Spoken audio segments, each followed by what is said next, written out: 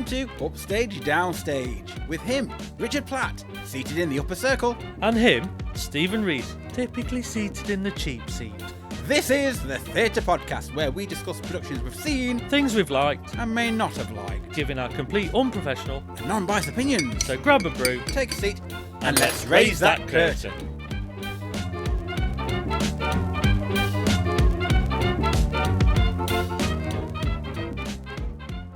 On today's episode, we'll be discussing Drive Your Plough Over the Bones of the Dead. We saw this production at Nottingham Playhouse on the 4th of April 2023. World-renowned company, Complicité, returned to our stage with a brand new production based on a Nobel Prize-winning writer, Olga Tokarczuk's darkly comic novel, directed by Simon McBurney. So Richard, what's it all about?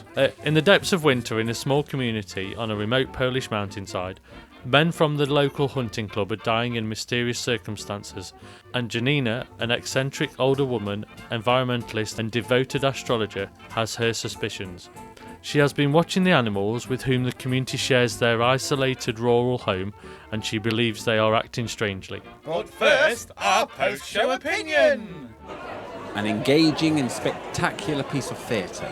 Complex and thrilling stagecraft. So with all that said, let's Set the scene! So, Stephen, What? Can't I just drink my cup of tea in peace? well, you wanted to record. I pressed the button. I know, but it's been like half an hour. I've gone to sleep. I've got a ticket issue on row A. I think you got a speech issue as well on row B. Can you stop eating them ginger nuts noisily? Right, well, as you gobble your ginger nuts, I shall set the scene. We were presented with a bare stage with what looked like several seats in the background, in the distance, different sorts of seats. And then at the very front part of the stage was just one microphone with 2 or 3 post-it notes, different colours on there. I thought we were going into Antiques Roadshow because we've got different chairs, like, you know, Yes, which are all going to be for sale. I did wonder what they were for, actually. And then with the whole mic being there, I thought, oh, is this like a stand-up show? Is this going to be like, have we come to a TED Talk? I was like, what we're letting ourselves in for? Oh, I know. Yeah. And also, we weren't sat next to each other, so we couldn't keep each other for company. Sometimes it's not a bad thing. Sometimes, Yeah, we do need the distance, I suppose. yeah, every so often. Yeah, too many egos going on. He goes there and he goes there. I go here, and you go there. I don't know why I did that again. Yeah, I think from what I know from Complicité Theatre, they do a lot of misdirects, and this was very much a walk into a theatre that you really don't know what's going to happen in front of you.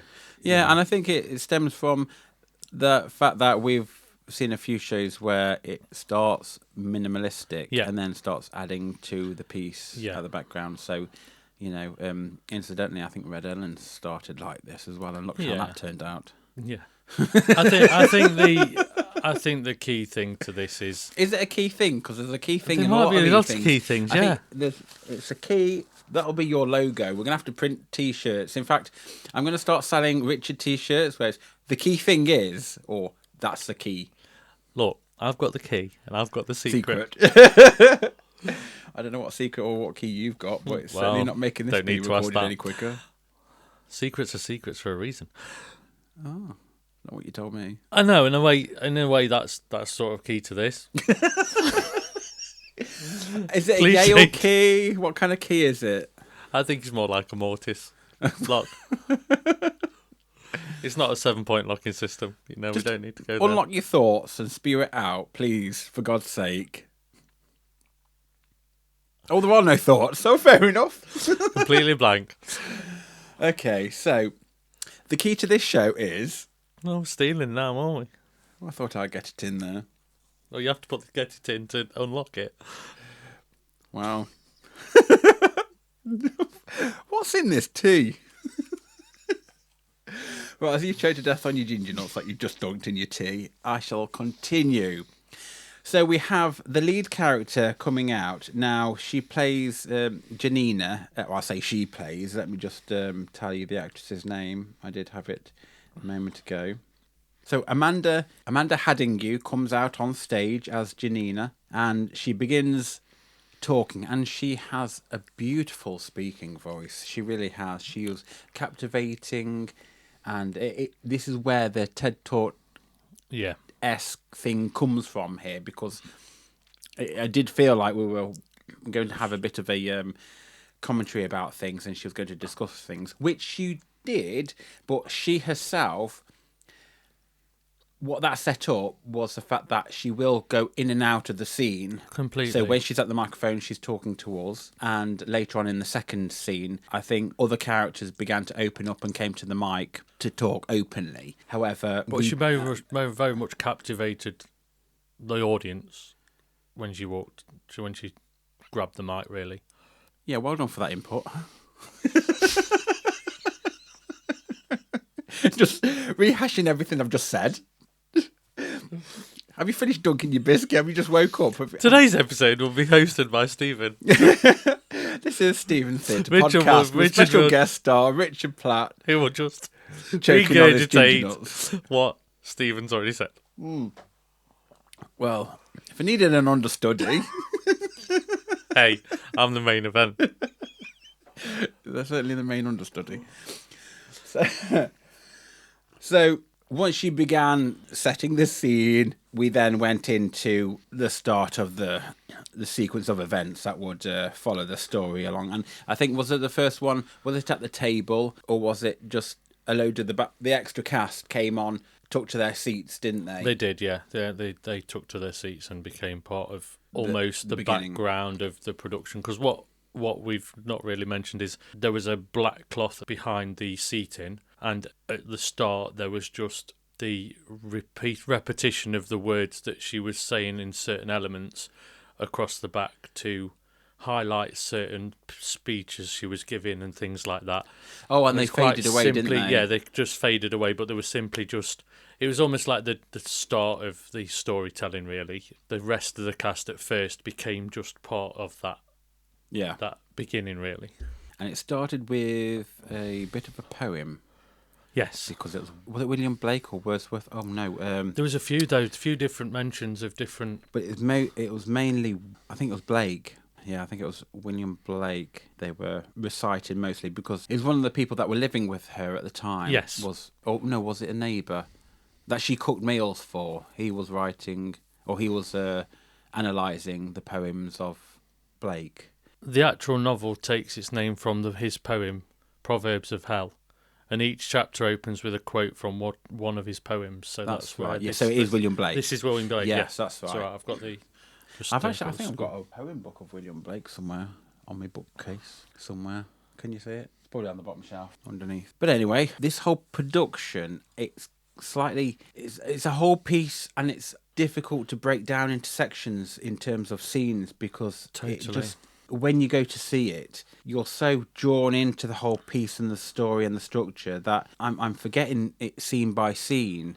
You know, like if it was a classic piece, I could get... Okay, so scene 1 is there, scene 2 is there, whatever. Yeah. Because of how it was done, it was very much merged into an ongoing thing. And I think, like, the Beekeeper of Apollo... not Apollo. Okay, why do I keep doing that? The Beekeeper of Aleppo.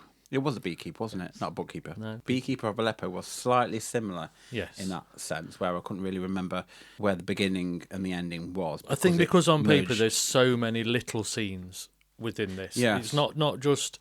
It wasn't a traditional two scenes in the first half, 2 scenes in the second half. You'd got probably 20, 30 scenes in the first and second half that were all very small, all very sort of backed up by everything that happened on stage. And I think that's why, I'm going to use it. We went on a journey through this main character's life in that period and time, and that was what we were doing. And I think also with it being a bare stage at the beginning and then them introducing elements bit by bit, I suffer sometimes in forgetting the first bits because it's not as memorable because there's nothing specific on stage for me to cling on to. Like I can remember in the second act where they had the party scene because of the extra bits on there, whereas the first few bits, because it being bare staging, All I remember was it had the background, well, the ensemble cast with their arms up in the air like deer antlers and things, and them merging to create these beasts in the wildlife. The woods and things like that. Yeah. And that was quite interesting and burning in your mind. Yeah, and I think it was a key production where... Was it a key? I don't know why I've said that. It was a production where the cast around the central character were just as important as the main character, because every few steps that she took, she ended up in a different place or a different time period, or it just, if you didn't have that around her, it would have just looked pointless. And I think this was a fine example of basically bare stage theatre with chairs, and there's a lot of people that have done it in different ways, but this was a way to do it where it was actually quite dark and quite disturbing. And there do you was mean the content piece or the all of it? But I think not just that, some of the cast didn't actually do anything in full light. Some of the stuff you could barely see them, but they were there. Yes. And I think that's what I mean by darkness. It was like, it was still giving you the imagery, but it was just in the background, and it very much was about her in the central sort of part of that production. Yeah, so imagine her being in the spotlight and the rest of the people were setting up the scene, or they were bringing on the jacket for her to get changed into, or they were moving her about. So purely we followed to cast her shadows about. or to, Yeah. In essence, even though the rest of them had little to say in context to the sheer amount that Amanda had to deliver, they made up for it by being the props, the costumes, the staging, the animals, the other characters, and everything else. So, whereas she had just the one character to deliver the lines and to hold ground, hold court, the others got to be everything else. Yeah, and they weren't overly changing costume or overly becoming different people. They were very reliant on very minimal type. I think the majority of them were in black costumes. Yeah, they were. With like black hoodies and zips, big puffer jackets, big or whatever. Puffer jackets. Yeah, but it was enough to create those different spaces and shapes that she needed to travel around the and I think only the area. The extra characters, like the actual writer, and then the neighbour, and also the neighbour's father. Yeah, they were dressed up specifically. Oh, and the botanist as well. So they did have colourful clothes later. Well, we've just skipped straight to the costume. We have, but I think as well. So with this, what we're trying to say is there's a lot of restraint in the sense of they covered those costumes up until only they were needed at that point. So you almost got a burst of colour of that character's now appeared within the scene, but the moment before they were still on stage, just with everything covered with a big black jacket on, and it was like they'd almost just turned round, whipped the jacket off, walked into the space, and became that next character. And I think that was key to it. Yeah, I think that's indicative of being useful on stage without having a presence. Yes, exactly. It's slightly to how we've just described, or we've done the Pride and Prejudice where they were maids. Yes. Walking at the back, and you can take them for who they are, just working. Yeah, exactly. These were pretty much the same. Yeah. Just in black. They were, in essence, like techies in a way, just on stage. Yeah, and techies or passing pedestrians in the street. You just felt they like just blended into the dark background, and you'd walk through a street and there'd be people sat minding their own business, and it felt like that. You felt like they were just, until they were needed, they were on invisible, but you knew that they were only going to be used when required. So, and I think that was the depth of it. It was worked really well. Now, if we can just move back to the writing, this is based on a book. I have a feeling that neither of us have read it. I've never read it. No. I mean, to be honest, this is the first time I've even heard the title, let alone, before I saw this. I know of Complicity as a theatre company, but I don't actually know anything about this production. And the title itself is really intriguing. It is. Slightly, it's like disturbing and gritty and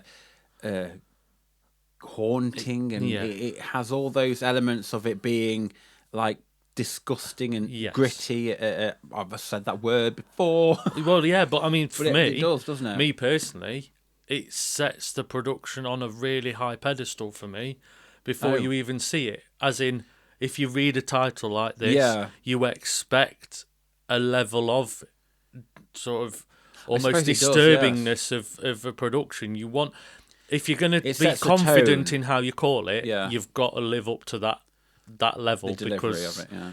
because you can't use things like this lightly if you're going to call it something quite hard hitting. And I think Yeah, I that's, think you're right there in that remark. Well done, you. Well, I've my moments. But no, I think as a piece, if you don't commit to something like this, it would be egg on your face really at the end of it, because if they hadn't have committed to doing a production like this, then Well, let's just cut back to the Wicked Lady. Well, exactly. I mean, hello. Yeah, well, this is it. This What is the where heck I'm going. was that about? Yeah, That was supposed to exactly. be spooky and whatever, but the only spooky Yeah. thing on that one was trying to actually park in the car park. Well, it's when we go down the route of murder mysteries, and if they're not clued out, and end up in a middle ground, then you're neither here nor there. Well, that's As Rebus in, then you yeah, describe well, it. well, exactly. But Yeah. but I think, and that's where if you build something as being thrilling or on edge or this, that, and the other, make it on edge, make it thrilling. Don't pussyfoot around things. And I think don't that's important. under-deliver Yeah. the impact of the title, or Exactly. don't underestimate the impact of the title Unnerve as the well. audience, because that's the whole point. That's the Yeah. you- And boy, was this just phenomenal exactly. all the way through. This reminded me of a couple of shows we've seen where I've just been gripped all the way Totally. through, to be honest. And I mean, one thing we'll say, I'm not saying no. So something I'll say is that this production's a 3-hour production, Yeah. and you didn't really feel that The time went so quickly on this one. because so much happened in such a everything. There's so much dialogue and context in this that it doesn't seem to stop. I mean, as we say, to have a lead character act out for basically the whole production all the way through this was just not only confident, but to be word perfect and to carry this off, it takes a lot of rehearsal. Yeah. And there was a lot to this. Oh God, yeah. If we go into the storyline as such, Janina is sure that all these mysterious deaths are happening because of the animals. Yes. Well, they've got the police there investigating these disappearances as well, and Janina, with her astrological beliefs and activism, she kind of insists that it's nature and the wildlife and the deer. Everyone has a time to die, and it's sort of written in the stars. And we later eventually realise what truly has happened, but in a way, it's a play of revenge. And it's quite interesting to know that whilst you're going through this, you forget it's a murder mystery. Yeah. And it didn't clock on until the very end, when in the first scene there was a flash of photography come up, Yeah. and it was only a second, and I was sitting there thinking that's there for That's a reason. important. That's important. Now remember that 3 hours later I forgot. Because that's just me. But then when it flashed up at the end, when it was like the denouement of everyone explaining such and such and why, it's like, oh, okay, so that's it. It was like hunty trophies. Yeah. Trophy hunting. What's the word? Trophy hunters. Trophy hunters. Yeah.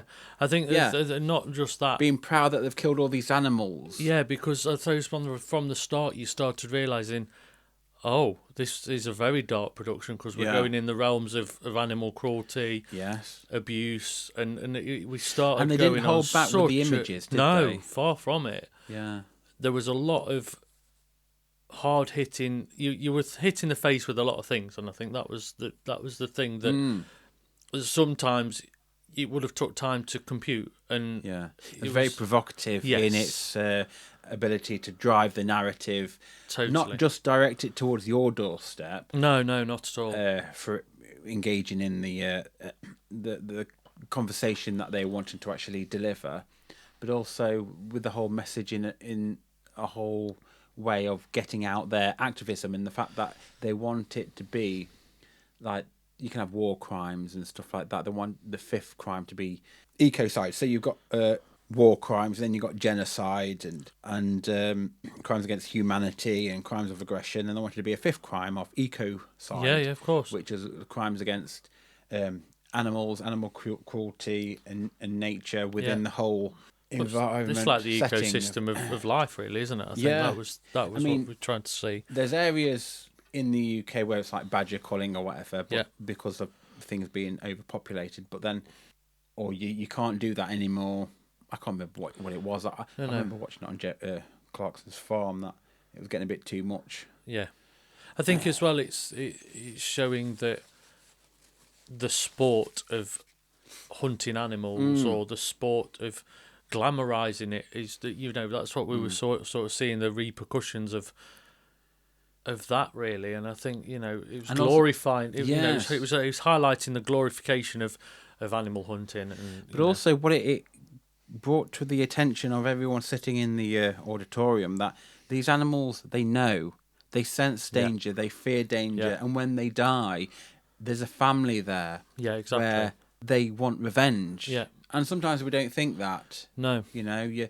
Especially these people who go around shooting animals, defenceless animals, just for sport. Yeah. There's a whole family network of deers, elephants, and all these animals that are missing out on that personality of that elephant, because they do have personalities. They really do. Within themselves, and we forget that. And I think it was slightly touched upon the play we saw there previously, Village Idiots, when they're doing the HS2 through the of farmland. course, same sort of. Because they, in a way, had the whole animals come through the forest, didn't they? Yeah, exactly. And that's exactly what this piece did. Yeah, and with dressing up as animals and Yeah. stuff. And on this particular piece, they wore just masks for some elements of the animals. But like we said previously with the deers, they held their arms up to be the antlers. Yeah. So now we've we've not really described the story as much, but it was ending up to be a murder mystery, although you did forget that halfway through. Yeah, but it had a clear message. Yeah, I mean, in a way, it was very Orwell-esque. A lot of it, there's a lot of elements you could draw on reference to. Almost, you could apply this to other settings, and it was a control and greed, and there's a lot of things happening in this that you could see. I think the cleverness about it was the fact that you don't realise it's a murder mystery. No, because it doesn't begin in any way. I mean, there's a death. However, it doesn't appear that this is an investigative thing in terms of like a normal whodunit. In terms, no, exactly. Yeah, it's not like your traditional Midsummer Murders or your those Cluedo things. I mean, I don't know about you, Stephen, but I felt that I was sitting in an uncomfortable feeling audience. There was an element of... Because it had the jokes. Yeah, it had the jokes. And it had a lot of heart to it. And I think with the people I was sat next to, I think they were engaged in it. And they laughed when they should laugh. But then I think the moment there was images of the animals, I think that's when it was like a slap in the face. Yeah, and they were like, ooh. Yeah, and in a way, and I don't use uncomfortable in a bad way. I mean, they're probably disturbed. It feels that it was pitched at a point where it is making people think, and it is making people reflect on things and look at things maybe differently. And for me, that's what theatre's there for. This is an example of a piece of stagecraft that makes you sit back and question. And everybody sat in that room, you could feel the sense of, where are we going with this? I think it's because it was a cross or... between a play and a presentation. Definitely.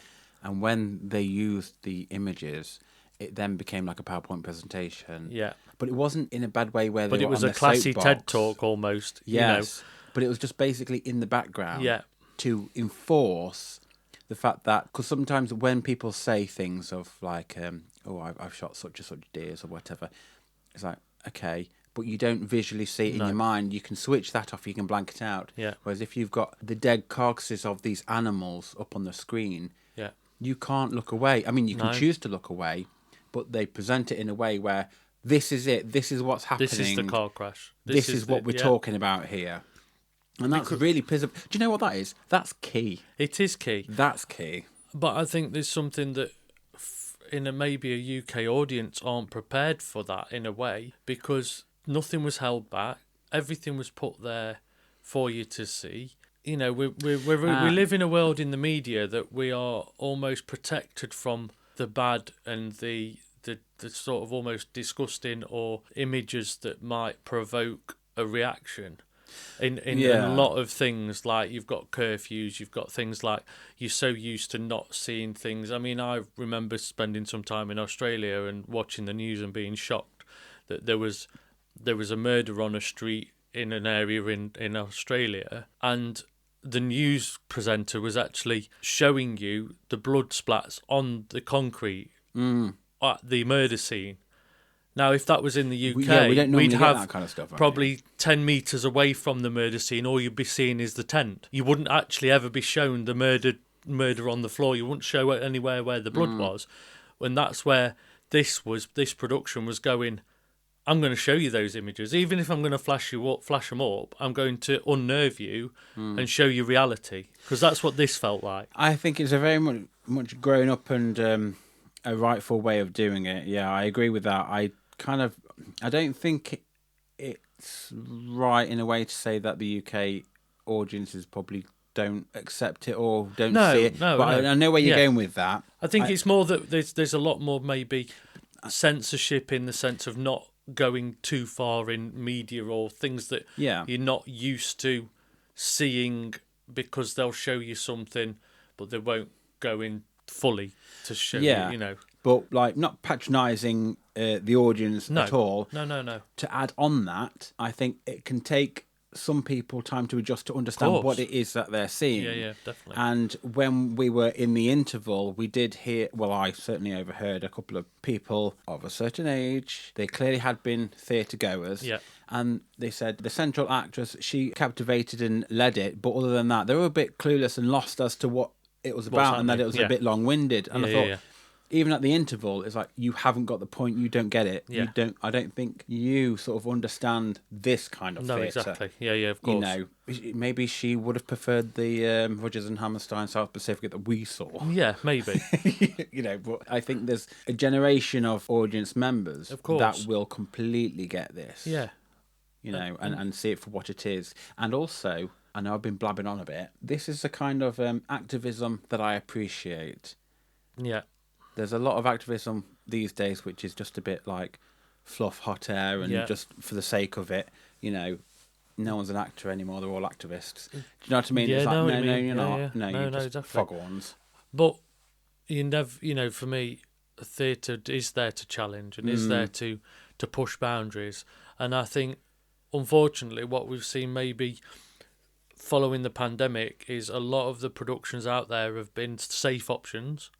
There's been a lot of theatre out there at the moment that have been productions that have put bums on seats rather than just actually to get the money back in, because they to recoup, took a big which hit. is totally understandable. But then that means that an audience hasn't always been prepared or ready to see things that are more challenging, and I think that's as well. There's that's why this stands out, because there's less out there at the moment that has challenged audiences, and I think it takes time, but I think it's great to see this type of production back in the world. That you need to challenge an audience, you need to put them on edge, you need to, they're few and far between, and hats off to them for taking massive risks really to put a production like this together. And whilst it's so easy to forget what's going on in the world or all these other things, coming to see shows like this, when you leave, you don't think, oh, that was a wonderful piece of theatre and that's it. No. etched in the back of my mind is what it is they're talking Of about. course. And Yeah, every time exactly. I see an animal, I see more than Yeah. just something that's going to be like meat on a plate or Yeah, something that's of going to get course. shot or whatever. Yeah. You see, in a way, the human side to their suffering, even though that probably sounds a bit arrogant, but it's the animals. No, not at all. Because we're all animals, Yeah. really. We're all part of a food chain. Well, it's not just about being food, it's about being alive. Yeah. There's a life there, a living, breathing thing that has feelings, that has connections, Yeah. that, gets excited about certain things and whatever. And just for mere humans to take that life away, Yes. just for a bit of fun, that has a long-lasting thing in your life. And I think if you can see something like that and take something from that without just saying, "Oh, that was a lovely piece of theatre, thank you, well done," that's where this is done so much. Yeah, and for me, For activism. when you leave, it makes you a little disorientated, really. As in, I've now got to compute and process what I've watched, and I think this was the one where in the car journey on the way back, we was like gasped as to, Yeah. well, where do we start with this? And this is, and not just that. You're almost. I don't actually know what I can talk about yet. Yeah. I think it's one of those pieces where, because I have a thing when I do festivals or I go to see a lot of theatre in a short space of time, where I have to have, if I've seen something quite hard hitting, I have to have a minute. Oh, do you make notes or? Well, I don't always make notes. It's just that moment of like, I actually I don't know what to think, so I've got to just almost. Are you like overly dramatic? Like, don't speak to me. I need a No, minute." not really. I think it's more just. I thought you would be. I think it's more when you walk from one production to another, and you've come out and it's really good and you've enjoyed it and it's been a fun piece of theatre. But if it's something like this that's actually hit a nerve, you've got to almost go, I might talk about this later. This is something that I can't even write down. Do you go into a second show at the festival still processing the first one, so you don't pay attention to the second one? No, not necessarily, because I've got used to sort of almost switching it off.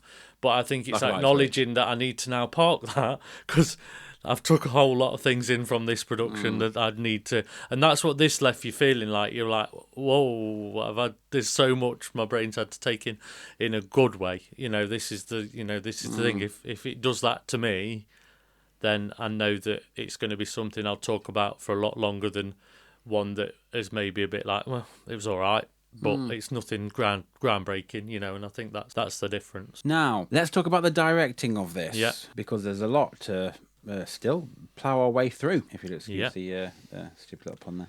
Wow. So I think Simon McBurney did a fantastic, phenomenal piece of work here in terms of dealing with all the intricacies of getting things on and off stage and how they deliver lines, how they move about on stage, how they perform, and it's just incredible. It was a masterpiece of. It's the second one now where it is like a masterpiece of everything. It must have been such a strange subject to start and work out what to do with this piece when it was written, and when the director started thinking about what he was going to do with the production.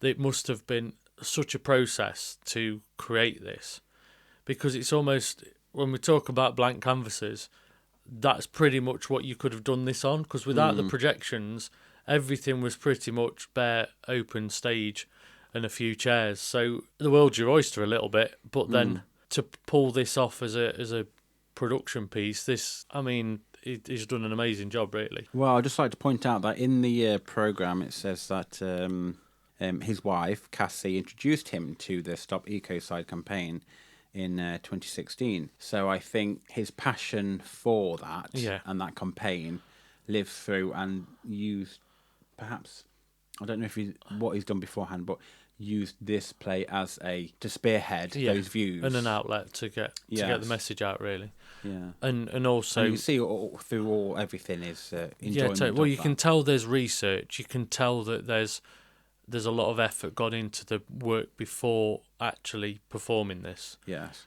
and I think that pays off when you're doing something so specific in its sort of subject. And I think that's where this shows the direction. Wow, like you say, there's so much movement, so much going off all at once, you know. I quite liked the piece where it was the disco part, where they brought first off, there's like a wall came down, which it had like windows Yes. in between each, like, I want to say block of wall. Well, the black set went behind. The line bits. Yeah, behind. So then it did leave like a doorway. Yes. So therefore, that was the inspector's office, because it had sort of like a light shine on it, so they were like blinds, and they used it also in the disco scene. So when they went like through almost the doors, to the smoking area. Yeah, there was a disco inside, and then it was reversed for when they were moving about, which it was clever. It was very clever. Set that didn't change. Yeah, and there wasn't actually much set, but there was a lot of technical aspects of this production, which we'll talk about later. But I think it was heavily dependent on projections and things that reinforced the spaces, the places, and everywhere that they were. I mean, in a way, you could have done it without all of that, but it wouldn't have enhanced it to the level it did. And this is key for this type of production. Is it key? It's the key. But the direction of this to specifically use minimal set, because even though there was the glass windows with the door in it, that was it. Apart from a bit of set staging, because really, it was a raised black stage with chairs and a few bits of set. That was it, really. There wasn't anything, only as very minimal anyway throughout the whole production. So I think to have that confidence to direct it in that way and stand by it and push through and get it to where they've got it, it's just amazing, really. Moving on to our next segment, as we say, we're here for the drama. So I would like to do a big shout out to Amanda Haddingu. Oh, completely. Because she kept the whole pace of it throughout the whole entire run. She was energetic, she was funny, every little character detail was just amazing. And she's got such a rich voice as well. It just held itself, and with the rest of them, they worked well as an ensemble as well. Completely. And I think there were a lot of funny things within the cast. Yeah. Some characteristics, like the neighbour as well. Yeah, the priest. The priest. Yeah, it was the neighbour and his son, who's in the police force as well. There was some like funny, witty exchanges of dialogue and things, and it was just always moving. Yeah, it just didn't stop, and I think it was. Oh, and the lady who, this was a nice scene where Amanda was explaining how she got introduced to the lady who had a nickname, because she had all her friends as a nickname, and this particular lady was, she worked in like a charity shop or a clothes shop. Yes. I can't think of her nickname now. However, she, Oddballs and Dizzy and Bigfoots. I think for me as well, Amanda was constantly on the actual script, and there wasn't a scene she wasn't in. And I think to be on stage for 3 hours solid and always on and always the focus of the production, she must have been exhausted after this, and it must have took some time to sort of wind down from it almost, because there was so much to get out and so many things to do that she had to do, and there was no real scene changes, as it were. There was no real blackouts next scene. There was no pause or wait. It was always on. It was always focused on her, and I think that said a lot about this production. Yeah, and the background artists, or the supporting cast, I should say, although they all worked as a team, their characters, when they did get to speak, like the lady with the bald head. Yeah.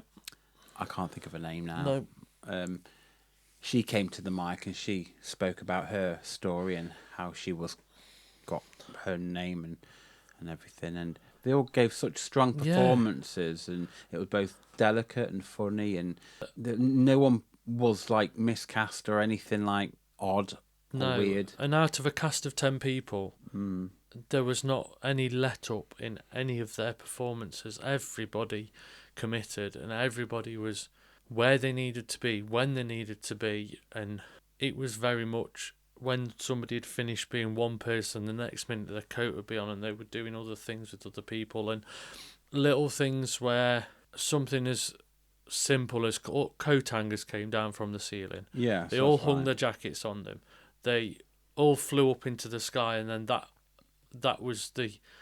set the scene and for the next sort of moment. But it was the cleverness of that then only being used again, that where those coats were dropped down in the second half. But the coats that were dropped down were all animal furs that were for the scene that was in the party, where the disco, where everybody was wearing masks. But it was never used again, and it was just the symbolicness of that being the only time it was used. They didn't keep using it because they got it and done it. It was like just for when it was needed, and I think that was important for this as well. Moving on to our next segment, as we say, What the tech is this? So, Richard, you said earlier on that this was very tech-heavy, which it was. yes. Where do we begin? Well, good luck to where you could find the tech, because the way they'd hidden it and spread it around the audience as well as the stage, because obviously Stephen was sat at the back. Yeah, I was sat at the back, yeah. And I was sat closer to the front, and there were speakers wired everywhere around the audience. We have we have insider information that they set up themselves and bought their own speakers. Yeah, and they set up a lot of technical aspects, as in, they had at least 2 projectors being used on the stage. So to actually give a bit of depth with projections, it wasn't just one projection for all the pieces that we saw. They were actually using a projector in front of the sort of black cloth screen that we saw, and then the windows and the door. But then behind that was another projection, so that you could have multiple projections overlaying each other to create a sense of depth and movement that I don't think has been used a lot before, and I think it's something that should be explored more, because that felt more rich and more specific than a lot of productions where they just rely on a back projection that just fills the back wall, whereas this was actually playing with double layer of projections, and I think it was showing like the Zodiac part, where the Zodiac was moving in front, and then behind was different scenes, and it just made it feel... Because it's very easy. Interactive, wasn't it? Yeah, it's like a PowerPoint presentation in that way. Very interactive, but it's also very easy to rely on projections to fill the gap, shall we say. Whereas they use this to be creative and clever with it, to actually make you feel like it was depth. Because and there was a bit where she was like falling through the void in space. Yes. And she was lying down and she was moving clockwise. Yes. And now, I want to know how they do this, so I'm going to ask. Yeah. How did they do that?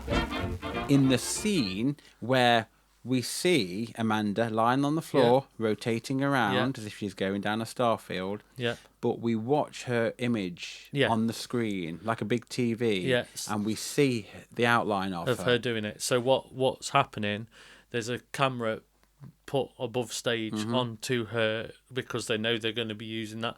So that'll be a live feed into the computer system to actually then edit that live. So when it's projected, I've seen it done in other productions as well. And it wouldn't have been pre-recorded. No, because then it would have looked off. Yeah. Because the movement of the arms and things to match what was happening on stage would have looked completely Because off. I was looking to see if everything was right, and she was, but I mean, that could have been choreographed. It could have, but I have seen it done live where there is literally... It doesn't have to be anything amazing in the camera specifically, because in a way it was quite a distorted image of her on the screen. It wasn't it was just like an outline of the body. So it would be picking up a black and white image of her and then editing that live within that program at that point. So and that just adds more depth to that production, to that style of show, because it was actually in a way very black and white in imagery. The production was very sort of grayscale, and they only used colour to enhance the cast, really. I feel that unless it was a moment like the church scene where before the church was burned down. Yes, they burnt a church down within this production. But yeah, they had the stained glass and stuff like that gave you. They were very clever in the design of it, lighting wise and projection wise, to only show colour when it was necessary. A little bit like the poster, which is bright red and black with sort of Very cream impactful. colour. Very, very image driven, but very Controlled? Do you think controlled. The Definitely. amount of colour they gave? And that's for me where the poster and the production lived up to each other. Absolutely. You know, it doesn't matter how good your poster is. If your production doesn't live up to it, you feel deflated because. But also that, you know, I think that's important. Yes, and the fact that it was mostly a black and white thing, to have the program, the poster be red, Yes. just is indicative of blood. Exactly. So that's where everything was like tied up and married very neatly together. And you feel like you need to see the blood for it to match with the. To understand, and they did, and that's the key. Yeah, because it's about dropping new blood. Definitely. Going back to the sound effects, there wasn't anything sort of overly used sound effects. They used a lot to enhance, say, the dull sound of a disco, or so it's behind glass. So they did a lot of work of positioning sound in the right areas on stage or in the audience, because there was a few moments where birds flew across and out into the audience, but they flew across and out into the audience. I remember there being some heavy bangs or a lot of bass going on to underpin a certain moment in the production. To fill the with the silences atmosphere. with more intrigue and thrill, and and I think that helped a lot when it came to adding more power to the whole piece, really. Yeah, and with the lighting of flashes, they flashed the audience a few times, and I don't mean the actors. I mean with the lights, as in camera thing. And when they were doing that, I instantly thought they were taking our pictures. Yes. Like we were being like targeted in a way. Yeah. And it gave like an unnerving feeling. Yeah. Like what are they using this for? Yeah, and it's also a good way to cleanse an audience's palate ready for the next scene as well. By doing that and distracting you from the stage. Yeah. You almost don't see the scene change or the quick change or the things that happen. So it makes you focus more on things by doing that as well. Is there any other pieces of technical details that I've probably forgotten? Can you think? I wouldn't say there was technical things, because this wasn't really technical, but... Well, it had a lot of visual effects. It was, but there was a moment where it wasn't really a technical moment. It was more when Amanda walked into the audience and was in the audience. Oh, yes. They didn't even purposely light her. And it was like you felt like she was in the audience with you. One of us. There was no she blurred, she crossed into past the fourth wall and walked into the audience, and you almost felt like she could have sat with you and you could have had a conversation with her. No point did you think that this is all about me, but even though it was, and it was really sort of a key bit of, if you've got technical key with technical direction and directors, it's easy to go for the cliched. Oh, you've got to light all the actors at all times. You've got to do this at all times. You've got to see them in the best light. Sometimes it's good not to. And sometimes it's good to break that and change that. And I think that's where this production was key with all of that, you know. And now it's time for Rewind, Rewatch. I think for me, I'd watch it again in its entirety. It's hard to pick a specific part out. I would see it again. However, I'd have to have more time apart from it. Yes. To see it again. Yeah, totally agree with that. Things up again. I suppose, in essence, it's a bit like how I felt about Blood Brothers. Yeah. And, I wouldn't... exactly. Like the Book of Mormon or Pride and Prejudice, sort of, I could instantly see it tomorrow. Yeah. This, I wouldn't. Even though I rave it just as highly, if not higher, I couldn't see it again. Not just because of the longevity of it, but because of No, of course not. Because of it, I suppose. I would rewind and rewatch near enough the ending. Yes. From around the party scene. Yes. Onwards. Yeah. But yeah, it's definitely one for people to go and see. Moving on to our final segment, as we say, Call this a show? I think it's a production that I'm still thinking about today, which is a very good thing. Yes. It's left an imprint of how this type of theatre should be done, and it's almost set a bar for me. If you get a chance to see this and have got an open mind for theatre, this is really up your street. It'll be up anybody's street to actually make the time and go and see it. For me, this was a work of art, and I wouldn't use that lightly. No. There's been a few productions where I thought it was, I thought they've been phenomenal and stuff, but this is just phenomenal in a very different way. This is just thrilling, exciting, engaging, compelling, and it is a lesson. This is more of a production of a lesson. It's storytelling that you come away thinking, I was actually entertained by that, as well as it being a piece of information. Yeah, exactly. But you get conned. I feel like you get conned into believing it's one thing, but then it's another, and then it's another. Yeah, total misdirect. Yes. Because what you've probably realised is we're not giving away the ending because we don't feel we should. Exactly. It's not right. Yeah. But because that's the play element of it. It is, totally. And that's the best bit about it. Well, not the best bit about it. I mean, that's, what I'm living for in a way. But the way about it and how they got to there was awesome. Yeah, definitely. Could I have your scores then, please, for Drive Your Plough Over the Bones of the Dead, Richard? On a scale of 1 to 10, with 10 being an agreeable death and 1 being a 6 crime of theatricide. What's it going to be? It can only be a 10 out of 10. Because it's still imprinted in my brain, and it's still something that I'm thinking about now. And it's a 10 out of 10 for me, because this was awesome. So, what sound effect will you be choosing from the following? A complete train wreck, tumbleweed, an audible shrug of the shoulders, a slow clap, a pleasant applause, or a standing ovation. What will it be? A standing ovation. I think if I'd have had another half an hour sat in the audience, I might have stood up and gave it applause. I think it was one of those productions that I sat almost in the days at the end. Oh yeah, absolutely. Standing ovation from me in the back seat as well, because where I was right at the back. And yeah, that was well deserved. If you get to see it, if you get a chance to see it, go and see it. Yeah, go and see it. So there we are. That's our discussion of Drive Your Plough Over the Bones of the Dead. We hope you found it insightful. If not, entertaining.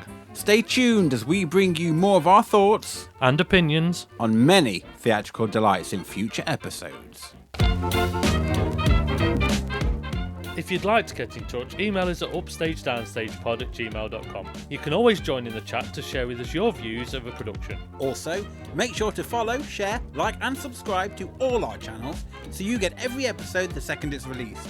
And we hope you join us again for another instalment of Upstage Downstage.